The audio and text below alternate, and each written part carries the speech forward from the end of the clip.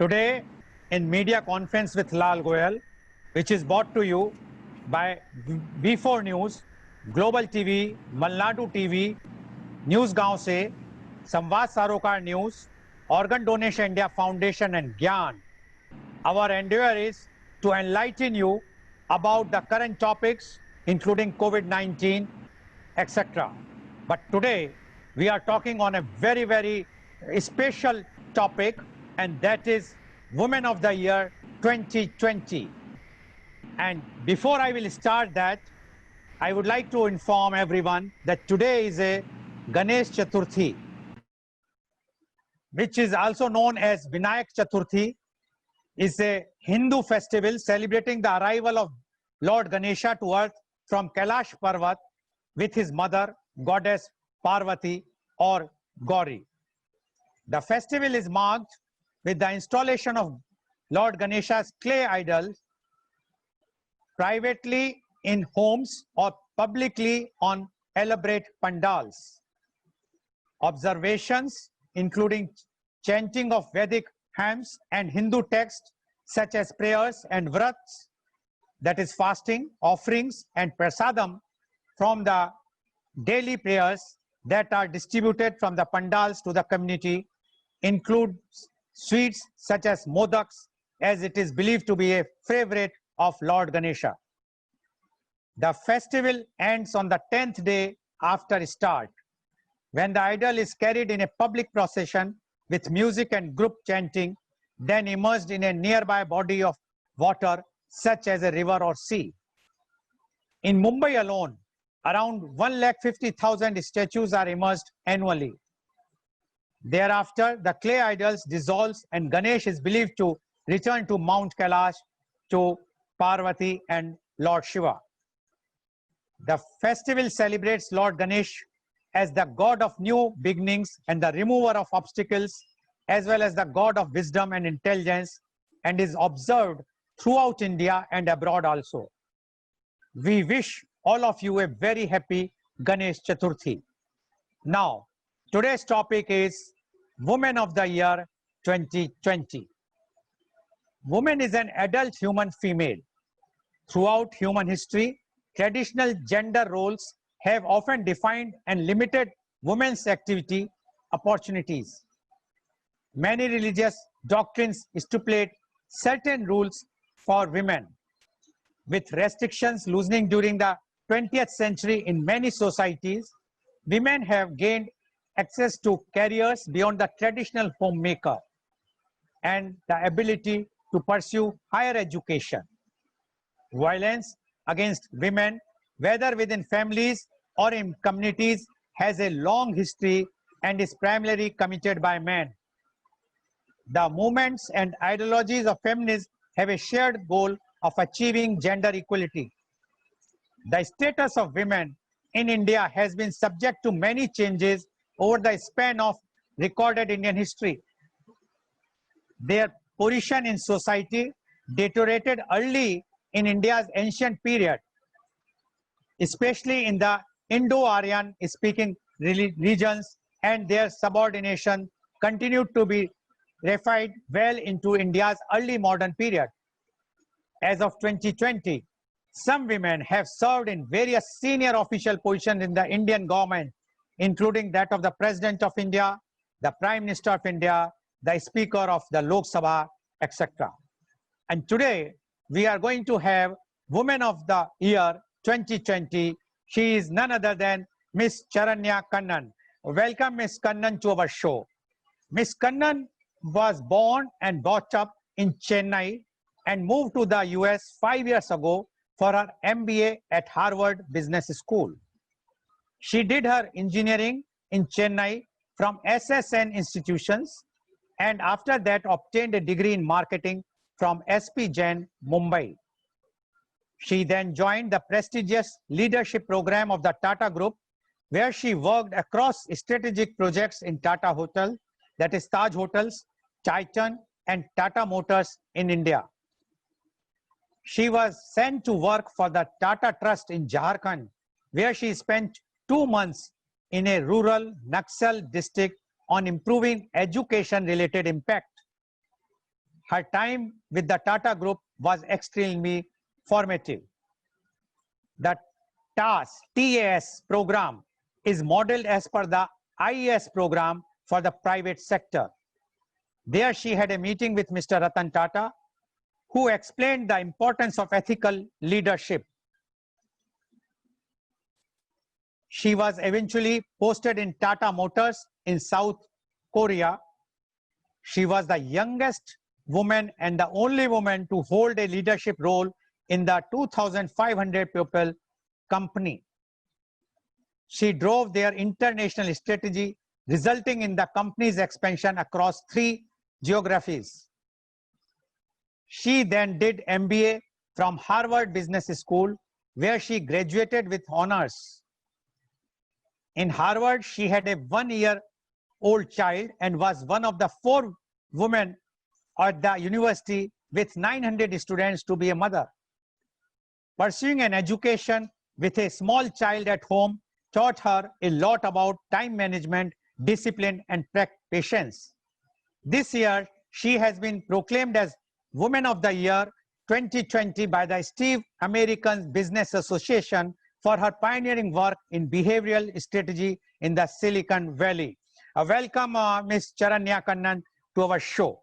Now, we would like to know, because we have seen what you have done, but we would like to know, Woman of the Year 2020, Ms. Charanya Kannan, please. Hello, sir. Thank you for having me on your show. Hello, everyone.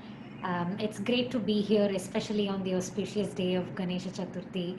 I'd like to extend my warm wishes to everybody, even though I'm joining live from San Francisco in California. So it's still like Friday night for me. It's not Saturday morning for me. So we'll be celebrating the auspicious festival tomorrow here. So thank you for that great introduction. Yes, so I was born and brought up in Chennai, and I'm very proud of my roots there and my upbringing there. I grew up in a middle class family where I was taught the importance of always working hard, and being ethical and doing what is always right. And so that was which was imparted at a very young age in terms of how do you work hard. That I think has played a really significant role in terms of always trying to do what is the best, always trying to understand how can we maximize outcomes for everybody, how do we improve societal justice. So from a very young age, I grew up to be a feminist, where I would read a lot and speak about for women's rights. And so I was very happy that you started this program by talking about that, because I think it's a very relevant conversation. And I'm glad that I'm in a position today where I can influence and inspire other women to sort of like pursue careers, be independent, be ambitious and not be apologetic for it. So I think I'm really happy and honored to be the Woman of the Year. So this award was proclaimed by the Stevie American Business Association. So the American Business Association, this was formed almost 15-16 years ago, in a way to sort of commemorate those individuals who stand out, as a way to identify, encourage and motivate better outcomes for the society. And so when in every year this award, they receive more than 10,000 entries, and they receive the one that I won was within the US, but broadly the Stevie Business Awards is also given to professionals across the world. So you have almost 70 countries and corporates from all of these countries participating in these awards. And this award ceremony is open to any organization, which there could be a small or a large organization. They could be working in the public sector, private sector. They could be in the for-profit space, non-profit space.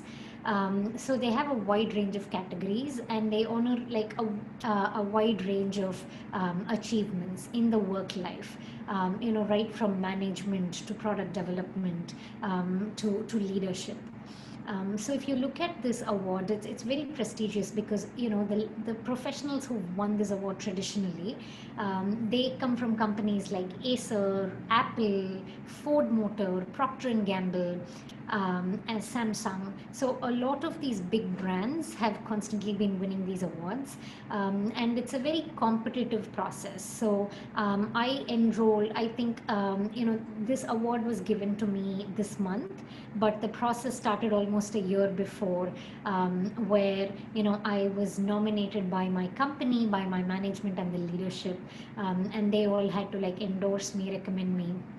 And then I went ahead and I spoke about what are the achievements I did in my workplace. So often it's easy if you are if you are a CEO of a small company. Yes, it becomes very easy to define your achievements, but when you're employee of a larger organization, you really need the support of leadership to sort of encourage you, and inspire you to do that. And PayPal has been a great company in the Silicon Valley, which constantly speaks about encouraging women and bringing more women into leadership roles. And so PayPal has been extremely supportive, in pushing me in this journey to get this award. And so we submitted the application in December, and it was a very long, winded judging process. Some of it was also impacted by COVID this year, but you have, every entry is judged by at least 12 judges, and these judges have a minimum of 15 years, 20 years of experience, and they're leaders in across multiple industries. So these judges could come from several industries like the retail sector, the technology sector, automotive sector, banking, finance, government. So you have a mix of judges with a lot of esteemed qualifications, and they review each of these applications separately. They put in their comments, they put in their judging scores. So the way then the awards are computed is they estimate the score and the commentary given by these judges. And often, if you look at it, any score, it's scored out of 10, and any entry that gets 9 or above is becomes like the Woman of the Year, the Gold Award, which was given to me. So I'm really honored that there are 10 esteemed judges who looked at my profile, and thought that they could award the highest possible marks for in the category that I applied to. And this award is also special to me this year, because usually you will have 2 or 3 women who are sharing the Woman of the Year award in the consumer products category, but this year I am the only woman to have won that award. And as you can see, my awards are here. So you might wonder why there are 2 awards. I also won another category called the Management Professional of the Year. So the work I did at PayPal has, I was given an opportunity to do highly impactful work that drove the revenue of the company. And partly that was facilitated because of all the training and the mentorship I received at the Tata Group and all my learnings there. And of course, not to mention Harvard Business School played a very important role in shaping how I think about business, in shaping how I think about, driving outcomes. After Harvard, I also worked for a company called BCG. This is a strategy consulting company. And that company, it was a brilliant training ground where for 2 years, they give you feedback and training as you're working every day to sort of improve. So sometimes it could be hard to listen to that feedback because on a week by week basis, you know what you're doing wrong.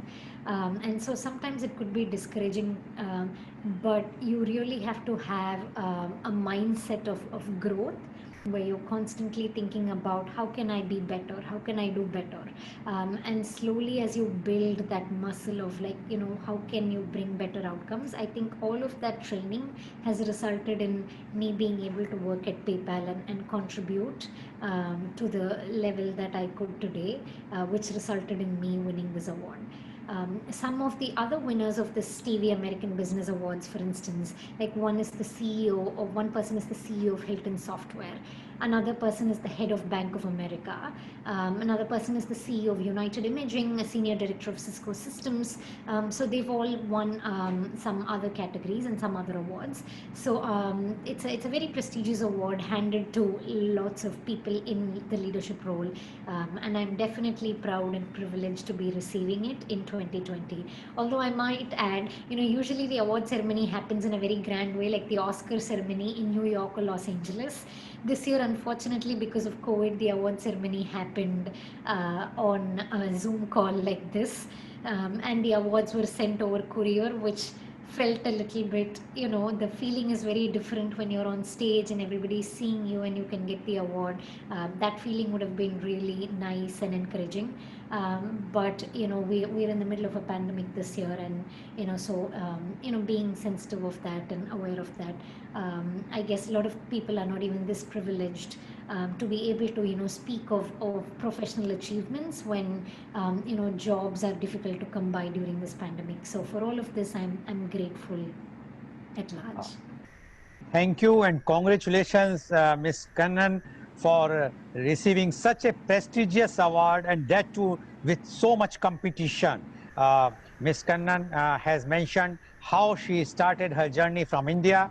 She is always thankful that India has given the knowledge and her whatsoever she has achieved today because of her roots, Indian roots. And she has also mentioned about the training which she got in Tata's, and that helped her for shaping herself for doing lots of good work, because she is working in a company now which is PayPal. And she says when she has worked there, she is working now there because of her roots and her training from India. She could deliver what they expect. And she also mentioned that this award is a very, very prestigious award, which is started about 15, 16 years old. And according to her, this award, there is a lots of competition. All the top companies of the world, business houses of about 70 countries are participating in this award. And because of her recommendation and the nomination sent by the PayPal, she got the award. And according to her, that judges, those judges who are judging are also very, very experienced judges with at least 15 to 20 years of experience. And all the 10 judges have to give the scores about 9. Then only you are able to going to get the award. But because she got from everywhere the maximum marks, and that's why she won the gold category, that is the topmost in this category, in this award ceremony.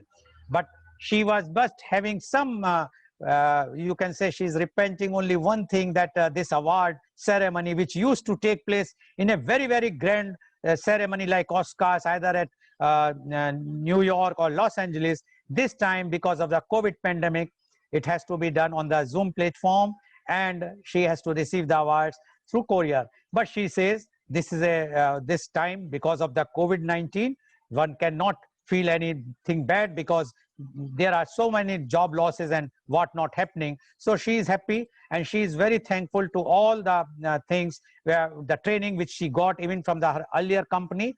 She mentioned the BCG, if I have heard correctly, and she says that the training which they have given, that's why she proved herself that she can achieve this award. And she says that all the top companies of the world are participating, whether it's Apple, whether it's Samsung, Hilton, many, many top companies and top brands were eyeing this award. But we are very happy that from India, one girl won this award with laurels. I must say that today's days is a really auspicious days, not because, first thing is because of the Ganesh Chaturthi, and secondly, because we have Miss Charanya Kannan with us, and she is definitely going to inspire many of Indians, and especially the women, the girls who wants to become big, and they will know that it is not that you cannot, you can, anyone can become big. Only thing is you have to be focused and you have to be devoted to your work. Now, I would like to ask Ms. Kannan, you are working as a behavioral strategy expert, head consumer insights at PayPal, Silicon Valley, California, USA. Now, can you just explain to our viewers what it means, what is your designation means, and what is this behavioral strategy expert? First, what is your designation means, because it says head consumer insights PayPal, insights, head consumer insights. What it means, Ms. Kannan, please. So I think that's a very relevant question for this conversation. So I lead customer insights and market research strategy at PayPal. So when you have a very large organization like PayPal, which is in the payment space, what is very critical for the company is the first thing is the product that you have. You know how good the product is.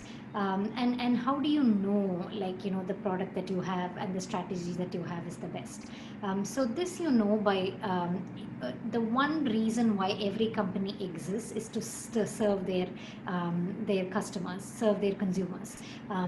Gandhi also said like how companies consumers are really customers are what is like driving companies. And so my role is really to understand who our customers are. And this sounds very simple, but it's actually very complicated, because if you think of PayPal's customers, they're not just in the United States, they're across so many different countries.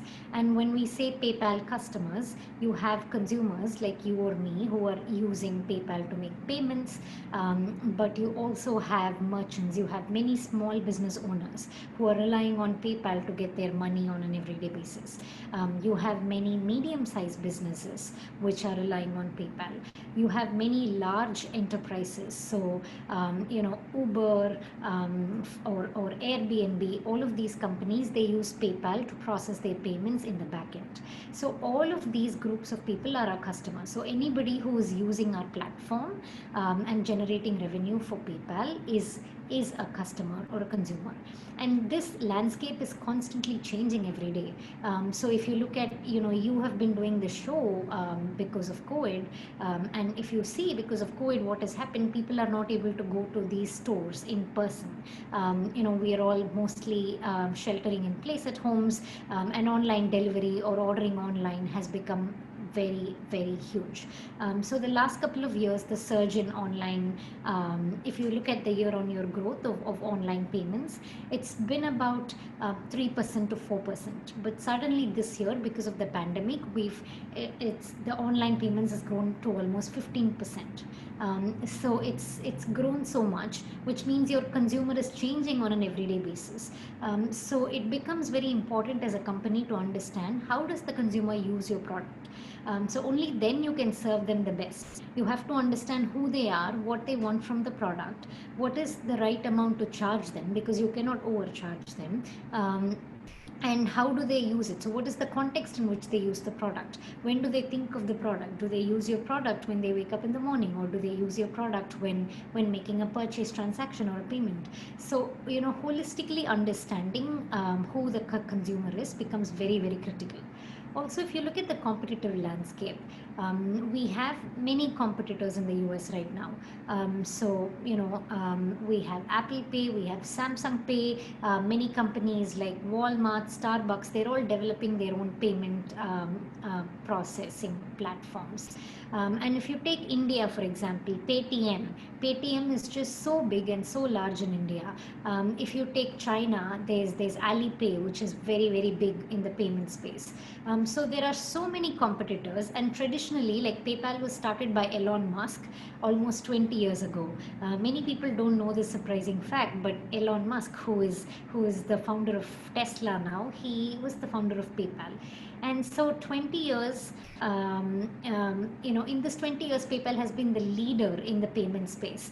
But the last 2-3 years, so many competitors, especially in India, where the startup ecosystem is booming, and you have a lot of entrepreneurs who are doing so much in the startup space. So the leadership position of PayPal gets challenged when you have a lot of competitors in the marketplace. It's great for a marketplace to have a lot of competition, because only then the consumer gets the best offering. The consumer has the ability to choose. And so what do I do as a part of the consumer insights team is I have to understand, what do these customers think about PayPal? What do they think about Apple Pay? What do they think about Paytm? Why will they choose one over another? Every time they're thinking of choosing, how can we make them choose us? And if they don't want to use us, what is the reason that they're not using us?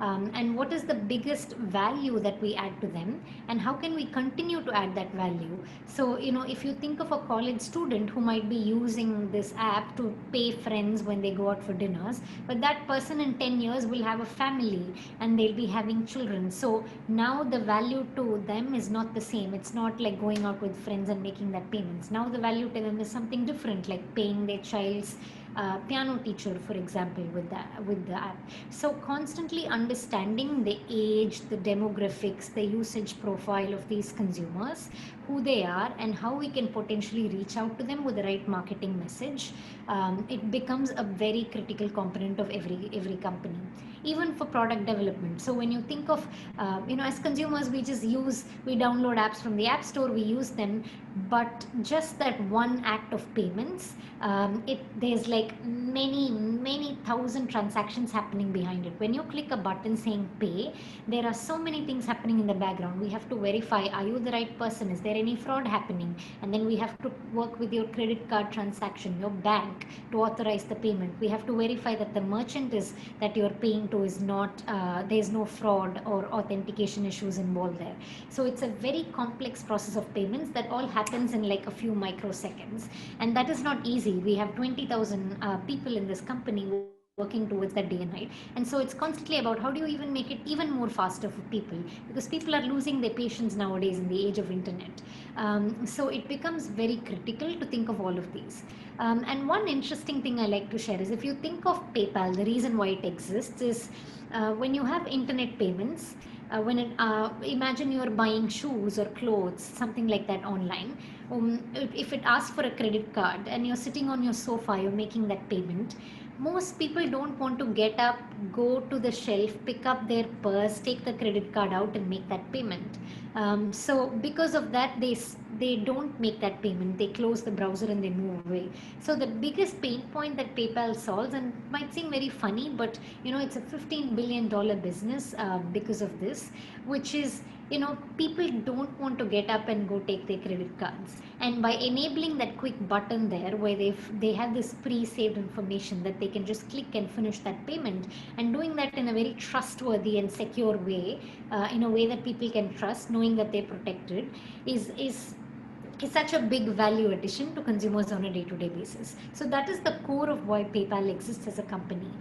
So as the head of customer insights and market strategy, like in my team, some of the work that I lead is trying to understand these customers across geographies, across product lines, understanding what they want, who they are, how they perceive competition, and how can we constantly improve the value that we deliver to some of these customers.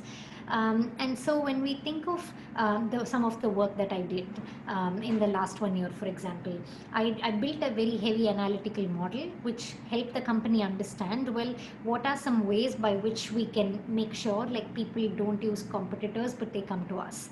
So I was able to quantify that, and that resulted in driving a lot of value, where we were able to take about 5-6% of our consumers and stop them from switching to competition and stay with us, which was a huge value add for the company. Some of the other work that I did is,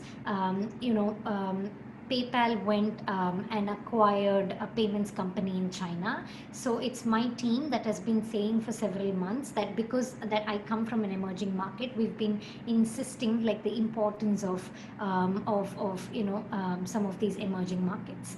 And so a lot of constantly listening to your customers will give you these ideas and strategic inputs, which will help drive a lot of value for the company. Now you asked me another question, like what is behavioral strategy and why, what is behavioral science? No, I will just stop you here, Ms. Kannan, because I just want to summarize to our viewers what Ms. Kannan has said, that she is the head of the consumer insights at PayPal.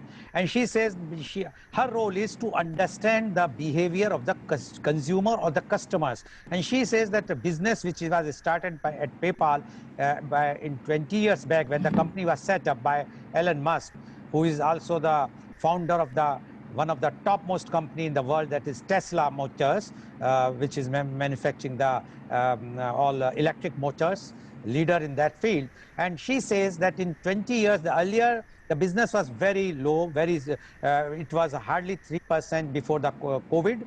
Now, after the COVID, it has increased to 15%. It's a so much big jump which has come in the last 5-6 months because of the COVID, because the habits have changed. The customer is not going to the shop, rather they are ordering online and they are making payment online. And now because of this, and otherwise also, so many competitors are there, whether it's a Apple Pay or Samsung Pay there.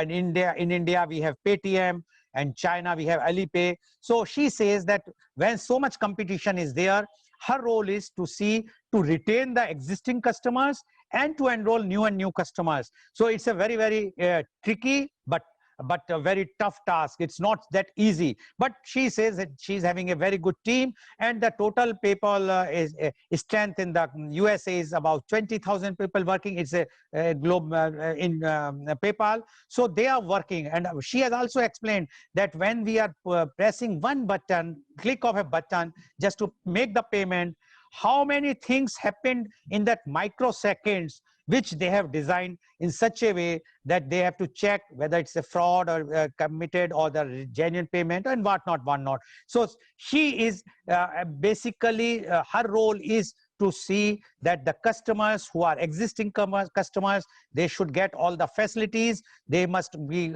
giving all that what they require, because she says the person who was 10 years back was a student. His or her priority was to go to restaurant, eat and make the payment. But afterwards, now he's employed somewhere, he's married, he's having kids. So now he has to make the payments to many other organizations like piano teaching and whatnot in USA and other countries also. So they have to customize those things. They have to enroll those clients also, which will be better for the purpose of the retaining their existing client. So this type of thing which she is doing with the help of her team is really remarkable. And she says that now they are acquiring or merging the other companies of the payment gateway. For that also she has to work and see to it that those companies will come in their fold. Yeah, thank you, Ms. Kannan. Now you can give the reply of my next question, that is, what is this behavioral strategy expert which you are? Please unmute yourself. Yeah, thank you for that great summary, sir. So behavioral strategy is a very interesting field. So I was introduced to this field, I would say about 4 years ago, when I read this book called Thinking Fast and Slow by Daniel Kahneman. So Daniel Kahneman, he won a Nobel Prize in economics for his revolutionary work in terms of like behavioral science and defining it for us. So I'll explain to viewers in a very simple way, what behavioral science is and why it is important. If you think of economics, like in the 1960s and 70s, always the assumption is that human beings act rationally. So the assumption is that humans are very intelligent, so if you give them two choices, they will always pick the choice that is rational, that is right. And that's the theory. Like, we always assume that humans do the right things, and we assume any of our economics theory, and therefore all of business and commerce is built on that assumption.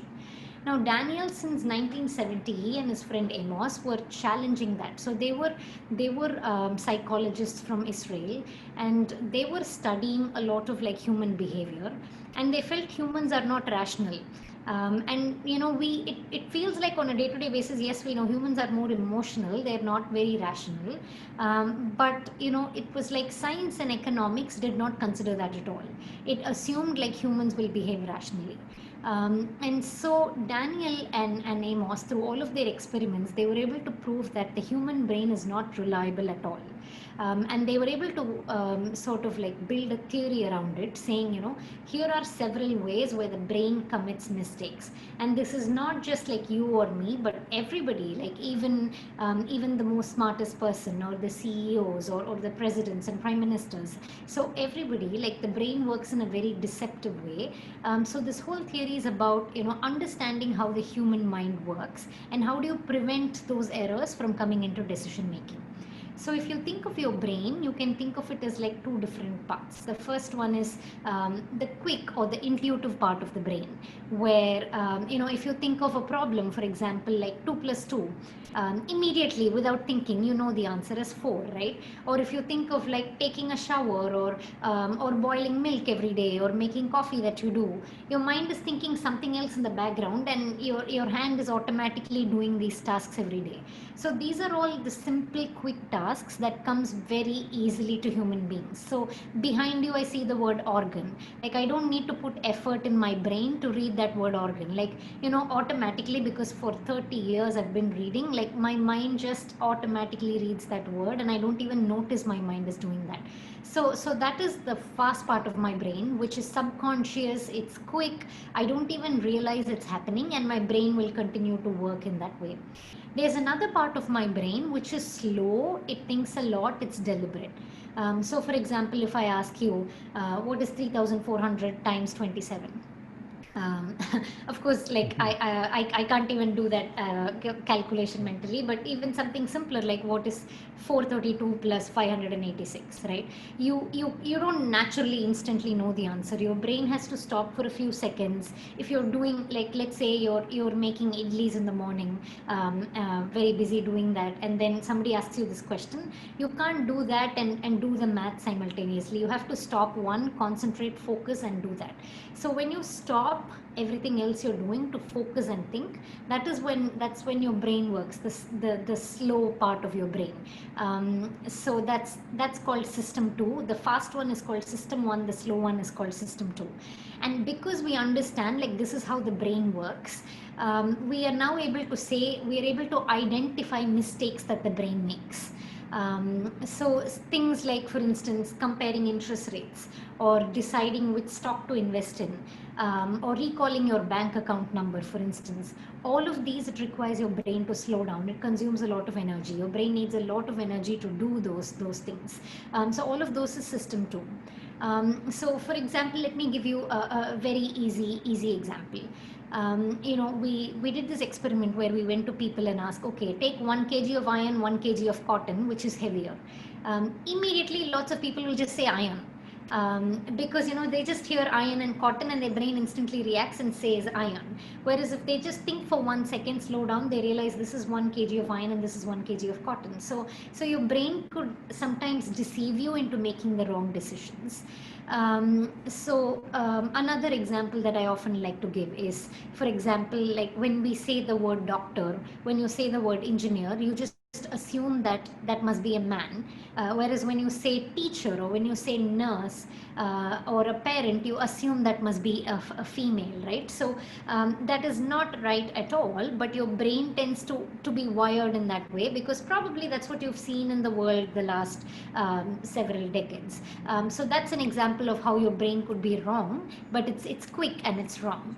Our brain likes to construct a lot of stories, and our brain does not like to think mathematically or work mathematically. Another example I can give is, for example, let's say Geeta is a teacher, and Geeta loves mentoring children.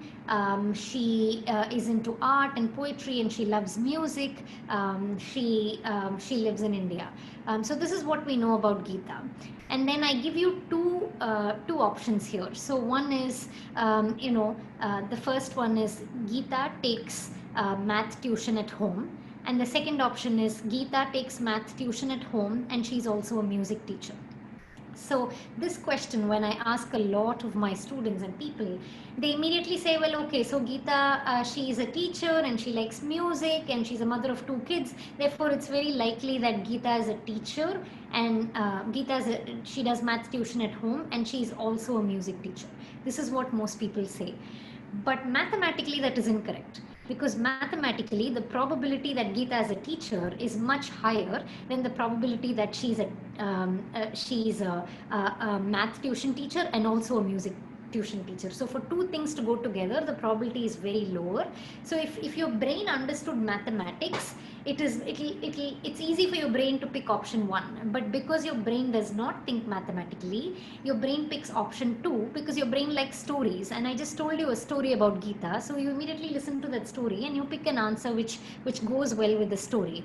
So our brain likes to think in stories, so which means your brain is not correct at all. So the fundamental assumption that human beings are rational is very wrong. We make wrong decisions all the time. All of us make wrong decisions. As a society, collectively, we make a lot of wrong decisions. And I can give you some examples of those wrong decisions. Daniel Kahneman has identified where the brain exactly goes wrong and gives you all of those scenarios so you can be better aware of how your mind works and prevent your mind from making those mistakes. So one thing is called confirmation bias. So for example, if you think a political leader is great, and then you see a news saying the political leader is great, your mind will immediately say, yes, I knew that, and your mind will confirm that. If you see another news saying that political leader is corrupt, he or she is not a good person, your mind will not try to understand the truth. Your mind will just reject that piece of news. Whereas a rational mind should be taking a look at that and saying, hey, I thought he was good, but it says it's corrupt. Like, let me try and understand why there's a difference. And your brain should think like that, but your brain doesn't. Your brain immediately rejects information that it doesn't like. It accepts information that it already knows. So that itself is a big way in which the brain does not, it deceives human beings. A second thing is halo effect. In India, we like to say, IIT, IIM. If somebody is from IIT, if somebody is from IIM, we like to think, oh my God, yes, anything that they say will be correct. So that's called the halo effect, where just because somebody is from a certain brand, like if somebody is a Google engineer, for example, we all think that person must be very, very smart. But that is not true. We know so many people who are not from IIT, who are not from Google, who are very, very smart and intelligent. So there are so many biases like this, and I can walk through another 5-6 biases like this where the brain makes mistakes. But basically, Daniel and his research partner Amos, they've worked for 30 years to identify what are the different errors that the brain makes while making these quick errors. And they've been able to make that as a study called behavioral science. And for that work, they won the Nobel Prize in economics. And that work has been so powerful and so impactful that people like me, we take that work and we apply it into different fields. And the result is so drastically different because if you take any field like strategy or management, mostly the principles and practice haven't changed in 20 years. So when you take a new concept like this and when you apply it to an existing field, it gives you a lot of inspiring ways in which you can bring about change that you couldn't do in the last 20 years.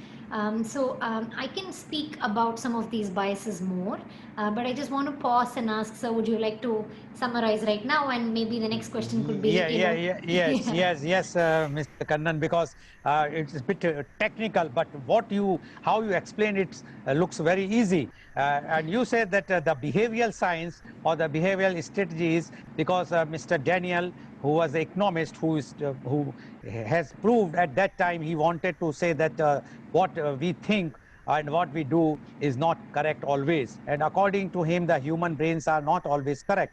And he has given many examples at that time, which she has repeated. And she says that before him, everybody feels that human brains are the best thing. And whatsoever anybody decide from that, it goes without saying that the decision is correct. But according to her as well as Mr. Daniel, Mr. Daniel, then she's following Mr. Daniel, that it is not correct. because there are two parts of the brain. One is very quick and another is slow. And the quick is whenever you see something or you want to have to take a decision, you immediately say, this is this. But the slow, when there is something comes, then you have to apply your mind. And that application of mind is required if you have to give the answer. And that is what they say, is that many times it happens that we are giving all wrong answers. Rather, according to Mr. Daniel, our decisions are not correct. And we have, and even they have given the examples of the politicians. If you like one politician, you always want to hear good news about him, positive news. And you will immediately react, yes, yes, I know that he or she is such a good person. But if there is a wrong news about the corruption or anything where he or she is involved, you will not digest and you will say, no, my brain says no, I am not agreeing on that. And that is why, where you are not using your brain, you are using your emotions. So according to her, this behavior is the science which one has to understand. And this is not a easy thing, because if you understand this, that how the human being is dealing with the behavior, then you can solve many problems. But now, before you move to this thing, I just have one thing to ask you. Is there any difference about the brain and the mind, or we both are same? And or there is any difference between brain and mind? Because we generally say, my mind says this. We never use word, my brain says. We say, my mind says like this. I am applying my mind. So, Ms. Kannan, can you just, then you can give the further your, this thing about your expertise. Yes, Ms. Yeah, I Kannan, think please. that is a great question, sir. So when we say brain, brain and mind are largely interchangeable.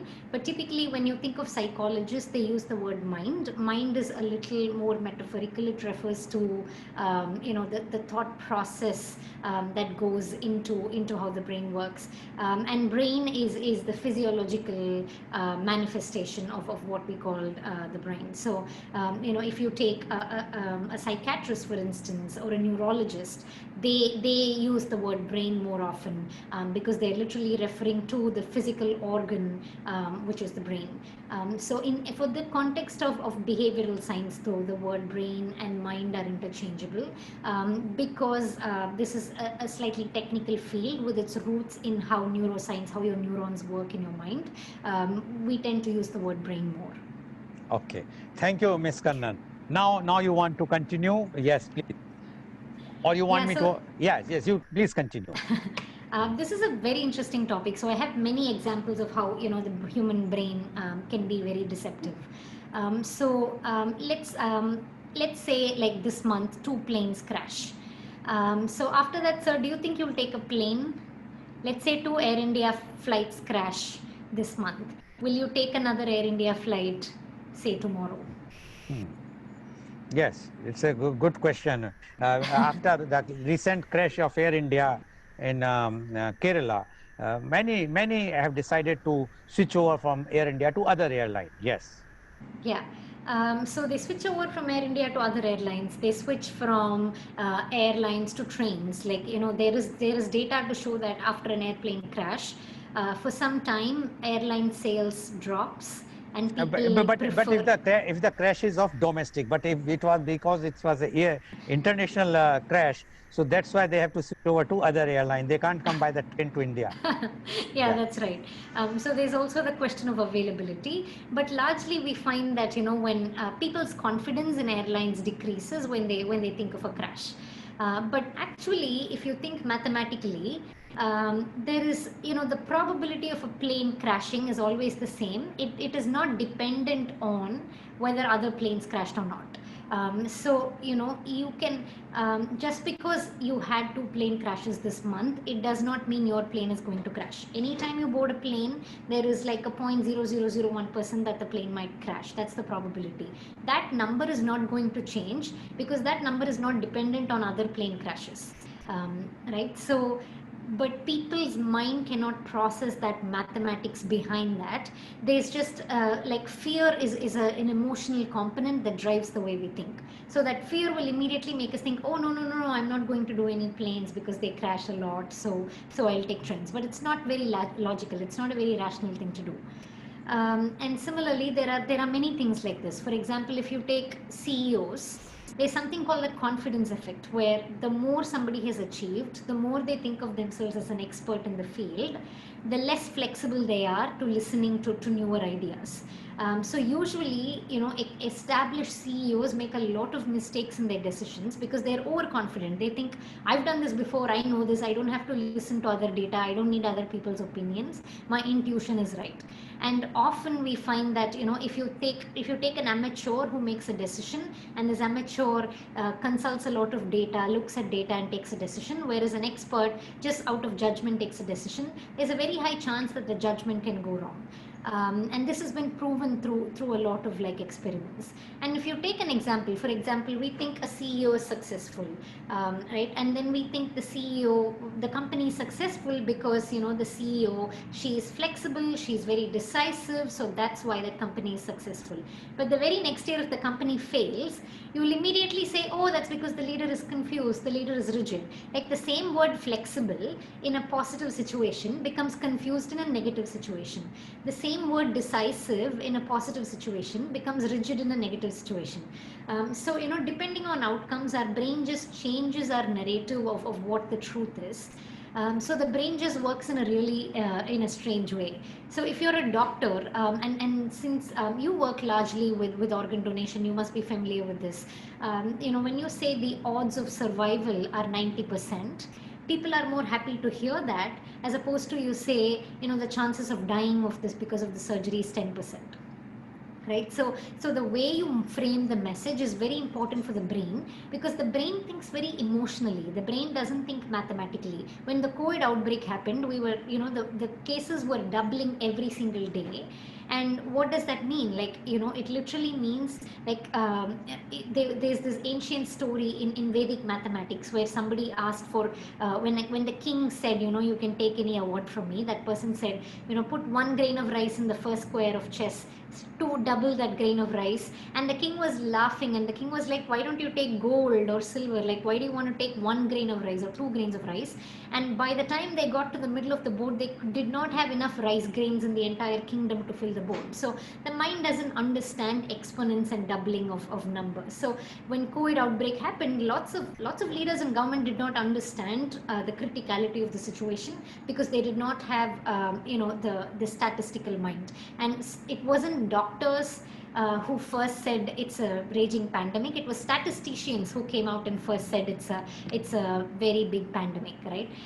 So the mind doesn't think mathematically. Like, you have trained statisticians who are logical, but people like you and me, it's hard for us to be logical. We are driven by emotions.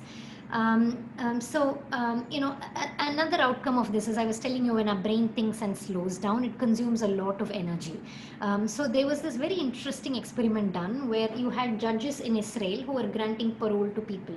So the judge will come at like 8 a.m. in the morning till 5 a.m. Every 15 minutes they'll see one criminal and they'll decide, okay, do I give him parole today or do I send him back to jail? And they found that before lunchtime, like when the judges are hungry, around 12 o'clock, less paroles were granted. So even if you had somebody who served their time well, like if they came before when the judge was hungry, the judge did not have enough mental energy to think about that, and they'll just deny that parole. And I'm sure many of us have done that, where if you're an examiner and you're correcting answer papers, you're correcting 200 answer papers, your brain just loses energy, and beyond a point it cannot do the same thing again and again. So just by drinking glucose, for instance, they found that the energy or the decision making capability was improved. So a quick tip for viewers is, if you're taking a very important decision in life, never take it when you're hungry, because your brain will just shut down, not have enough energy. It will take the wrong decisions. Always have glucose or sugar before you're taking life changing decisions. So this, you can see what an interesting field this is. Yes, Ms. Kannan, it's really very interesting. And one thing which you have mentioned, according to you, the brain take decisions full of emotions. Although Yeah. the theory was like this, that I am taking decisions from my mind or the brain, I am not taking decisions from my heart. So earlier we used to always say this is from my heart, this decision is from my heart, I have not applied my brain. But now what you are saying is, even the brain is also taking decisions based on your emotions, and that is not always correct. And she has given lots of examples. She says that if there is a crash of any plane, and people think that we should not now fly, we should go by train or by bus or other other transport mode. That is wrong, because the probability will remain same. And she has also said that she has given an example of a the king, that somebody asked that, okay, you want to award me, you just give me the rice, one rice in one of the chessboard, and one piece, and then the next one is a double, and that then again doubling. So, but king was laughing at that time, but then he understood that within no time, when the entire rice of the kingdom was empty. And she has given this thing in context with the COVID-19, when it started, and it started doubling every day or every second day. The doctors and the politicians were not, or the leaders were not accepting this, that it can be a pandemic. But the statisticians came forward and they said it's a pandemic, because if you will not stop, or it will double like this, it is going to be a very, very big thing, and which we all are watching today. So it's a very, very interesting thing, Ms. Kannan. But I'm sure that the way you are explaining looks very easy, but it's not that easy. So we would like to know, how do you apply it at your work? The application part is what is revolutionary. So, when one of the applications for this was with the US pension. So, in early 1980s, not many people were saving up for retirement, which is called the pension fund in the US. So, because they had to opt in. So you had to go get a form in an office and say, yes, you're opting in for this pension fund. And many people will not do that. So ideally, if a human being is very rational, they should know that after 60 years, they're not going to have money. And therefore, from the time they're 20, they should start saving for that. But as I said, the human brain is very emotional. At a young age, you don't care about old age, and you don't think of saving for an old age. So, and the act of going somewhere, filling a form, even if it's just one signature, people will not do that, because it's not a priority for them. So one application here, which was revolutionary, was they made everybody opt in. And they said, if you don't want to opt in for it, you have to go to the office and opt out. So because of that, you suddenly had this mass enrollment. Those who did not want it had to opt out of it. And so that way they were able to improve the pension saving habit of people. Another way where this was able to be designed was, in some of the poorer schools in the United States where they offer food, they found that because of the habits of these children from some of the less wealthy families, the children always pick the unhealthy food and they don't take the healthy food. So they started rearranging, where they would just keep the healthy food at an arm's length, where it's quick and easy to take, and the unhealthy food at a greater height where it's difficult to reach and take. And then automatically, like, many of the children were able to change their behavior to pick the healthy food. So instead of giving choice to the kids as like, do you want a banana or do you want chips, you give the choice as, do you want a banana or do you want an apple? Therefore, you're giving them the idea of choice, you're constructing choice, but you're making that more healthy, you're nudging them towards healthy choices. So this is called choice architecture, and this was a very important outcome of this. And because you work in organ donation, I think this would be very relevant for you. And we do a lot of campaigns in India to get people to enroll for organ donation. And one way to make it here, to apply the principles of pension fund for organ donation in India, could be, opt everybody in. If you don't want to donate organs, opt out. Ms. Kannan, I would like to stop here. I would like to say, yes, this is what is happening in USA. Because in USA, everyone is, once he is opt-in, means opt-in. And in UK, now they have passed in Europe that you have to opt out. Otherwise, everyone is deemed to be opt-in. Okay, that is opt-out system, which is now in Europe, and UK has passed this, and it has become a law from 20th of May. Unfortunately, in India, in organ donation I'm talking, there is no such law. There is a thing that you can voluntarily fill up the form, but the decision lies with the family. After anybody declared brain dead, if whether the organs to be donated or not, that has to be decided by the immediate family of that person who's declared as a brain dead. So until unless we will also have this thing, which you have said that like in pension, if we will say that everyone is opt-in and if you want to opt out, which is now in Europe and in UK, and that's why the mortality rate is very less there. Today in India, we are losing about more than 1,500 people every day. They are dying, okay, in India. While COVID, we have just touched about 1,000 per day. So for want of organ, in India, 1,500 people are dying. In UK, total 700 people died last year. In the Wow. whole year, although UK is 20 times less populated than us, but it will be about 14, 15,000 in year. In USA, the figure was 7,500 in the whole year. So you can imagine that India, so you being an Indian and you are there and you are thinking about organ donation, it's a very great thing.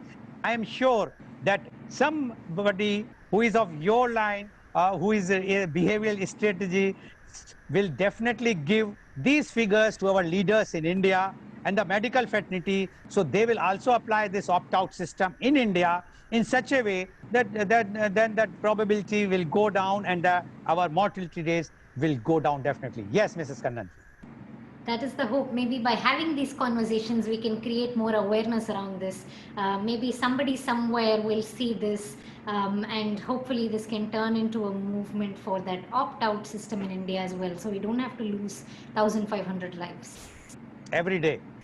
Yeah, Every day. every day, 1,500 lives. Yeah. Yes, more than 5 lakhs, more than 5 lakhs people are dying every year. Yeah, and that is Yes. just a sad state of affairs.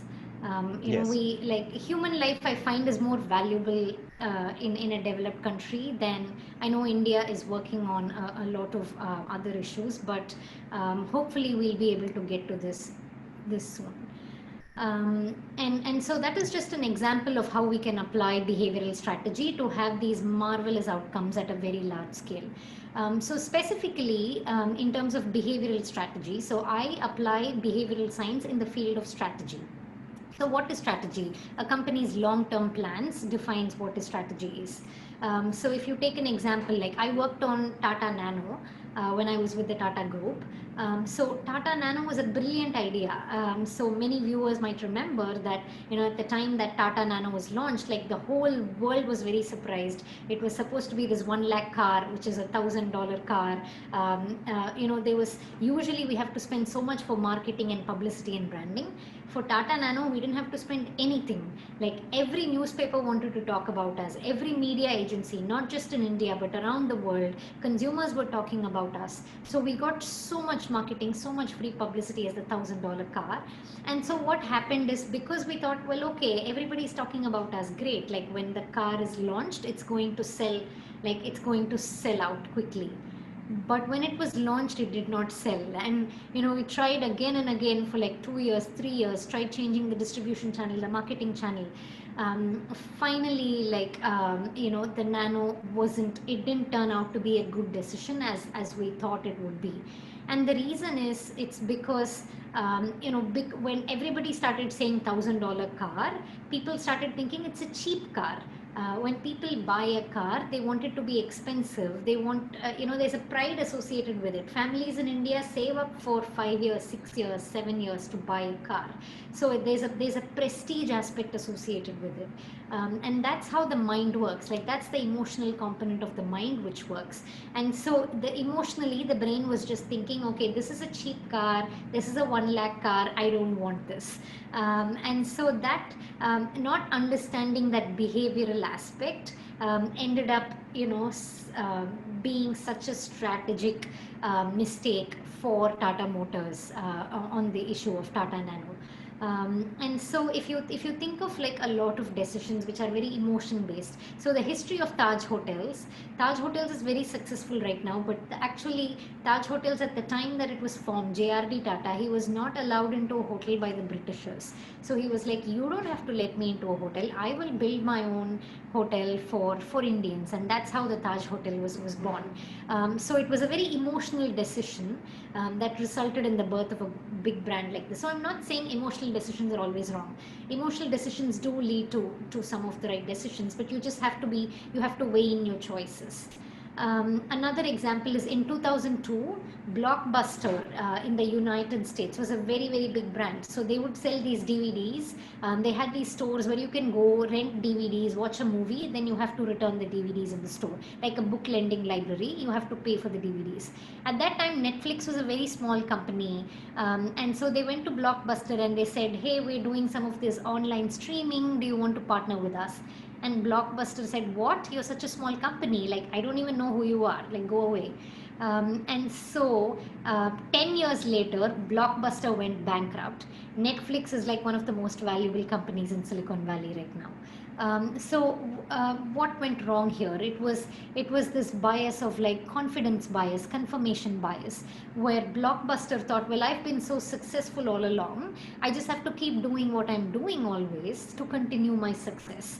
So that's where strategy can often get very tricky, because strategy is about anticipating what the future is. And the way the brain works is, if you've only experienced success, if you haven't experienced failure, you'll think you'll continue to experience success, which is what Blockbuster thought.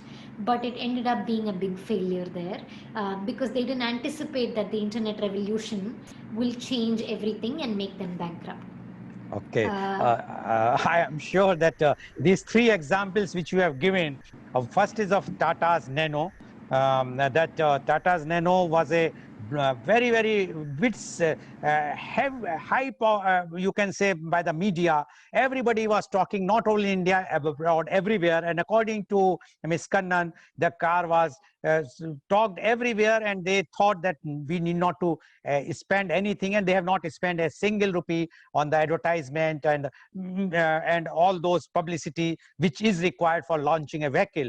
But because of the hype created. But when it was launched, what they wanted, they expected, it could not succeed, because the reason was that the mindset, the brain set of the people is that it's a cheap car, and that's why that was an emotional decision by the citizens or the people, and they have taken a wrong decision. Although the car was very good, having everything, but according to Ms. Kannan, because this is a behavior thing, and the people feel that because they are thinking from the emotional side, if we have to buy a car, we should have a good car, because it's our prestige, and that's why the Nano car could not work, and that now they have, I think, they closed down everything.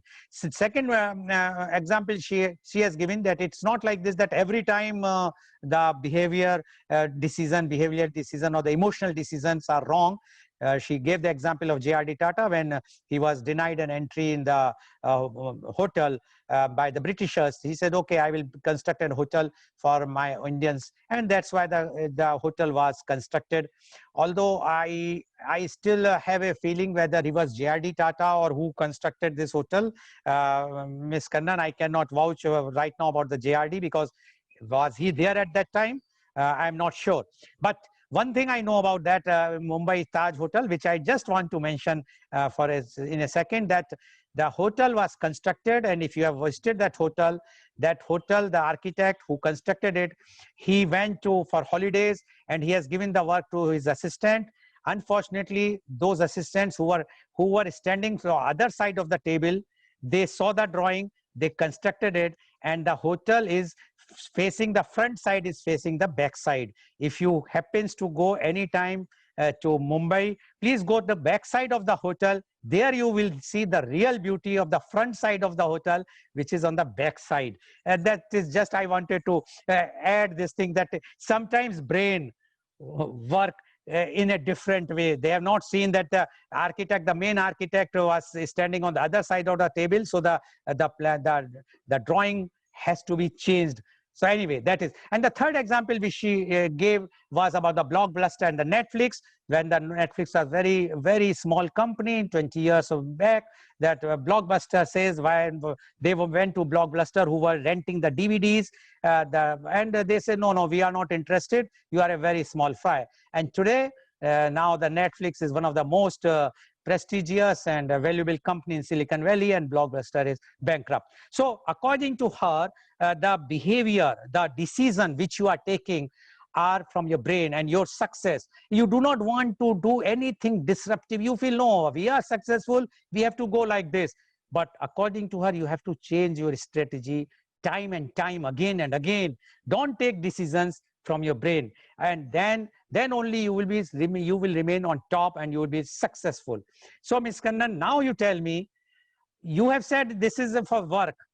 Do you think this type of behavioral strategy also applicable on our personal life? Please unmute. Yeah, definitely. I think behavioral strategy is totally applicable even in personal life.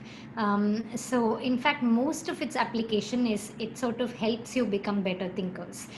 So, imagine if you're trying to shop for a house and you're looking at different interest rates.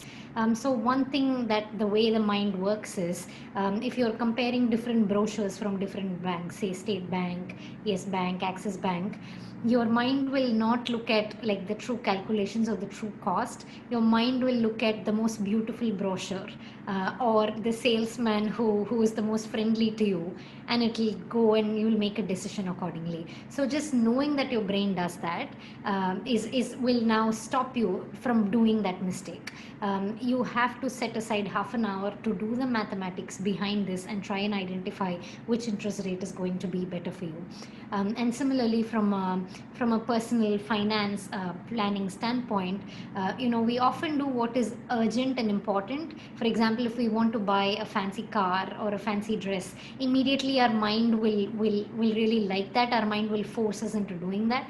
But other things like saving for the long term, or thinking of do you want to invest in FD or do you want to invest in the stock market, those decisions are more complex. It is difficult for the brain, and so the brain will not take those decisions, and so the brain will do what brings it happiness. So happiness is a new car, so the brain will just go do that, but that's not a very rational thing to do. I mean, I'm not saying don't buy cars. I'm saying evaluate if that is the right decision for that right point of time. So these are several ways in which you can be self-aware of how your brain works. Another thing is like gender discrimination or caste discrimination. So your brain, for example, in India, there's a lot of correlation between skin color and success. So the moment you see a dark person, you think that dark person will not speak English. You think a dark person will not be as intelligent. I'm not trying to generalize, but there are a lot of studies that do say there's a lot of implicit bias in the brain where you think fair people are more trustworthy, fair people are more reliable, and they can be trusted. So every time your brain thinks that, like, stop for a second, question your assumption, realize that your brain is making a very big mistake, and evaluate rationally who that person truly is, and stop looking at their gender or their skin color. So these are all just some practical examples. Another practical example is like spouse. So a survey done with spouses in a marriage, it showed that if you ask the spouse, both the husband and wife, especially if both are in a dual career household, if you ask who does more work at home, the husband says, I do more than 50% of the work at home. The wife says, I do more than 50% of the work at home. But clearly, both of them cannot be doing more than 50% of the work, right? So that's because your brain tends to think like, you do more work than the others. And this is true in an office setting, in a team as well, where your brain often thinks, oh, you do more, that you are doing more than the others. So question that assumption, and think about, think from the other person's perspective, like what are they contributing, what are they doing. So these are all just some very quick practical examples of how you can apply this. One small thing that I did in my house, all the chips and snacks, I will stash it in a very high shelf. All the fruits and the healthy things, I'll keep it at a level that my 6-year-old can go and access. So that way I'm nudging him towards, when he's hungry, instead of, he cannot reach the chips, so he'll take the banana, which is more at his reach instead. So these are just some small ways of nudging. Another thing I used to do, I lose my keys all the time. So I just created a little basket at the front door. Every time I see the basket, I know I have to put the keys in there. And so just having those little visual cues and reminders in the house has contributed a lot to not making those simple mistakes that the brain does, which is when you walk in with your key, your brain is thinking of something else, you leave the key somewhere else. So that's how you can train your brain. Okay, so according to Ms. Kannan, we can apply these things in our day-to-day life. And according to her, because we are doing so many things which we are taking decisions which are not correct. We are just taking decisions because of emotional. She has given an example that if you want to buy some house, you are seeing the loans at the interest rate. You are not bothered which is better. You will just see the who is familiar to you, the salesperson who's coming for the marketing, or the which brochure is more attractive. While you have to sit, you have to work out which is in the long run, you have to pay less because of the interest rate. That is one she said. She again said that there are many decisions which you have to think, and then only you take the decision, not that you are just taking the decision because it is good emotionally, you are finding that it is good. But now, Ms. Kannan, tell me, you are saying the CEOs are doing always mistake. You are saying the spouses also have the problem. They always say that they are doing more than 50% work. Now it's very difficult for you. Do you think that, or according to you, in your company, the CEO is coming to you or anyone who is in this behavioral strategy, discuss with them, and they then only take the decision, or they are taking the decision and then you are analyzing, you are saying, no, Mr. CEO, you have done wrong. What you say about this? Just That is a great question, and probably the most difficult question that you've asked. I definitely, I've worked across several companies and I see a trend. So there are many companies which have very good processes to weed out some of these mistakes. So in Silicon Valley particularly, I would say there's a lot of emphasis on data. There's a lot of emphasis on making sure different people give their opinions. So another bias that often happens in decision making is if you have all your executives in one room and you're the CEO and you say, I've taken this decision, how many of you agree with me? Nobody will raise their hands and say they disagree. Everybody will sort of like, they don't want to be the only one to disagree, so everybody will agree, and that results in wrong decision making.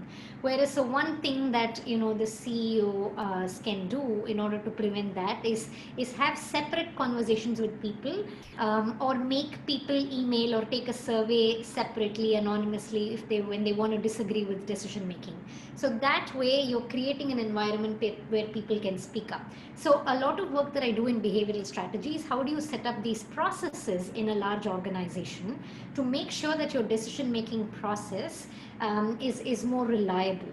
And many times, like if you're a small company, 100 people, 200 people, the CEO they don't have a large analytics team. They don't have time, and the mind space or the energy or the money required to do these elaborate decision making things. And so they have to go with their gut feeling. Right, and so but at least in many large enterprises or in the government where you have the prime minister taking very important strategic decisions for the company, it's if you want to do what is right for the society, it's important to have some of these structures in place that aids your decision making. It's often very hard for you to think like, what mistake am I doing? But it's easy for you to point out mistakes that others are doing from a behavioral science standpoint. So if it's a couple in a family, you can hold each other accountable, saying, when I make these heuristic mistakes, you point it out, and when I do this, you point it out, rather than it's hard for me to stop and say, okay, I've made this decision which is wrong. Okay, thank you, Ms. Kannan, for saying that the CEO has to consult each and everyone separately, not in the joint meeting, because nobody will dare to say no to the CEO. And even in the family, one should try to sort out mutually and say that you have done this, I have done this thing. That is a very good thing which you are saying. Now, but tell me, you have become a very important part of a company.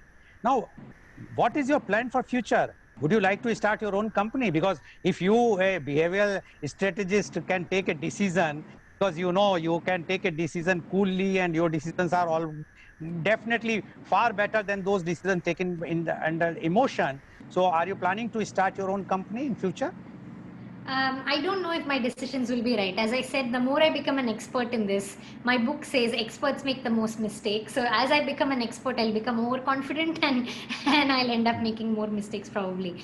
But I think you ask a very critical question, and the goal is to eventually do something in the space of education where I can apply these concepts of behavioral science, understand that every mind works very differently. Every mind is unique. As of now in the education system, if you think about it, it's like you have different it's like you have a fish, you have an elephant, you have a monkey, and you make all of these people climb a tree. So that's how the education system currently is, right? So there's a lot of opportunity to bring in customized education, understand how the brain works further, how learning happens in the brain, and use a lot of like AI and machine learning to tailor custom educational solutions to different individuals. So learning itself, I think in like 10 years, 20 years from now, it should look very different than 50 kids still sitting in a classroom with a teacher not paying attention. I think that model of education should change. Whether a child is in a rural area or in a privileged family, all children should have equal access to sort of customized education, and that is the space where I want to start up eventually, once I gain enough experience and knowledge in the field. Very nice, Ms. Kannan. And what you said is that according to Ms. Kannan, she is, yes, planning to do, if in future she will come in the education sector. She says there is a lots of scope because right now the education system, especially I think in India you are mentioning, is not that perfect, which should be, because here everyone, whether the child is understanding or not understanding, they are sitting in a class of 50 students and one teacher. But according to her, everyone should get the same opportunity to explore the education. And I would like to inform you, the government of India recently came out with a new education policy, and the emphasis is on this only, that they want to change the setup which was earlier, the pressure which all the children, I'm sure you might have also faced when you were a student, with a heavy your class, that school bags which you used to carry at that time. Now the government of India has come out with a new education policy when they want to change all these things, and when they want that the students should start thinking themselves, not that they should be taught whatsoever the teacher will say and they agree. So that I am sure that change has started. But as you rightly said, yes, if we will have such type of persons like you in the policy making, definitely it will be a boon even for the education sector. Now, my last question to you is, what is your message to youth and young generation, and especially the women? Because in India, as you know, still we are not that much developed, although we have the President of India, we have Prime Minister of India, we have Lok Sabha Speaker, we also have the earlier the Defense Minister, now the Finance Minister, she's also a woman. So, but still, there are in rural areas, we are still very orthodox. So what is your message? And especially to youth, they are looking for you, because now you have become like a youth icon for them. And because in such a young age, you have beaten all the CEOs and whatnot, all the top companies. Although your company is also one of the leading company, but you being such a young, I will not use the word woman, I can say even the girl or woman, you have achieved so much. So what is your message to the youth and the young generation? So my message to I'll start with the youth of today, is never give up on your dream. Constantly work hard towards it. So from a behavioral science standpoint, the advice that I want to leave you with is, no one's born intelligent or smart or dumb. So that's a very wrong way to think of who you are. So I know in schools and in Indian households, you grow up with a narrative of, you're intelligent or you're not, or you're capable or you're not. So disregard all those labels. Know that the brain is very plastic. It can be molded just with your attention, with your focus. So any area that you pick, If you have a lot of attention focus, if you put your hard work and mind into that, your neurons will develop more and more in that area, and you will automatically become better and better, and you will become an expert in that area. So there is no such thing like I can't do mathematics, I can't do science, like I'm not intelligent, I'm not smart. Like get rid of all those labels, because growth mindset is very important, where you tell yourself failure is just a stepping stone. And because of that, like you'll always keep trying. So having that ability to try and know that everything is a learning opportunity, putting that effort towards that will definitely get you to the level of expertise, and to the level of intelligence or smartness that you want in a field. So there's no substitute for hard work. And their behavioral science has proof in it. It's not just a general, moral story that we pass on from ancestors, but I have proof from behavioral science for that. And the Okay. last one is Yeah. for women. I just want to say, there's nothing. You are no different from men, so nothing should really stop you and hold you behind. There are lots of networks. So, for instance, I lead the US chapter of Power Women of India, and this network is to facilitate many women, who are in roles like this to work together and support one another. So, let's always support womenhood and drive towards better outcomes. Thank you very much, Ms. Kannan, for giving so much good advice to the young generation as well as to the women of India. And I am sure that your such type of behavioral science will definitely give benefit to all of us. And today's program, which is very, very enlightening, and the way you have spoken, yes, you deserve to be woman of the year 2020. Heartily congratulations and thank you very much for joining today. So you have seen, viewers, how a young girl from India has achieved and reached to the peak, and she has been declared as the woman of the year 2020, and with beating almost all the top company CEOs. This is called real hard work, and we are really proud that we are Indians, and she has proved it. So we are, and she has given so many tips today. I'm sure you are all benefited, and you are going to, and especially to the young generation, please accept it and behave in such a way that you can also achieve. Why not? Everyone can become like her. Thank you very much, Ms. Kannan, for joining us in today's program, which was live telecasted on V4 News, Malnadu TV, as well as Global TV, News Gaon Se, Samvad Sarokar News, and it was also shown live on Facebook and YouTube. And our endeavor is to bring new and new topics every day. And tomorrow our topic is, in the media conference with Lal Goyal, is physical education and sports in NEP, that is New Education Policy 2020. And our guests are the Professor Dr. P. Subramania, Honorable Vice Chancellor, Mangalore University. We have Wing Commander Arjit Ghosh, former Ranji Trophy cricketer, coach and match referee, and as well as we have Mr. Sathik Roy, Head of Operations, Joy Root Cricket Academy, Faculty, Flinders University, Adelaide, Australia. We also have Mr. Grant Jensen, provisional cricketer and coach, multiple Ironman finisher, Cape Town, South Africa. So please tune in tomorrow at 10:30 to join media conference with Lal Goyal. Thank you very much, all the viewers, and thank you, Ms. Charnya Kanyan, again for giving so much detailed reply, as well as you have given all the tips. I'm sure we all will be benefited by that. Thank you very much.